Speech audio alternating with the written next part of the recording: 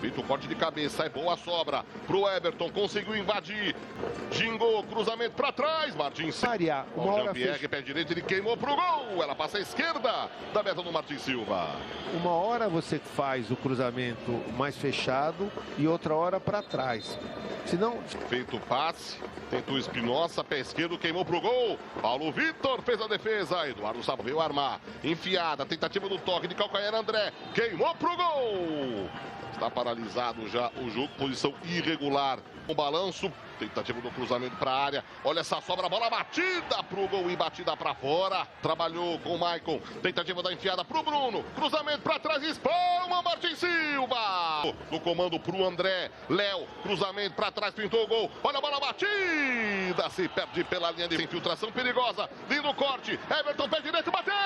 Bateu! Bateu!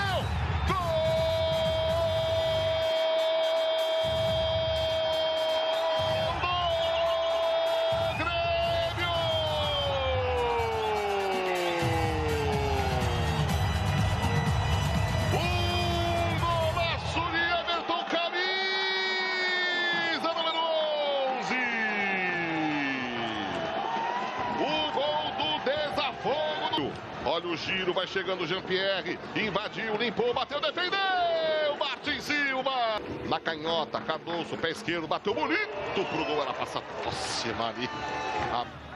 Feito cruzamento, segunda trave, perigoso, desvio de cabeça, essa bola passa. Segundo tempo de Libertad e Grêmio, e aí apitou o senhor Alexis Herrera. E bloqueado pelo Pires, é decisão para o time do Grêmio. Feito cruzamento, teve desvio bem por ali o Martins Silva. Cruzamento do Lucena, Cardoso subiu, fica pedindo o pênalti, o chute, a bola passa à direita. Autorização, feito o levantamento, modo de dizer, a bola saiu por baixo, tanta, contra 3, se acelerar pode ser perigoso o lance do Libertad. Espinosa, cruzamento para a área, Paulo Vitor, Jean-Pierre, lindo drible, invadiu, levou, pé direito, bateu, na trave!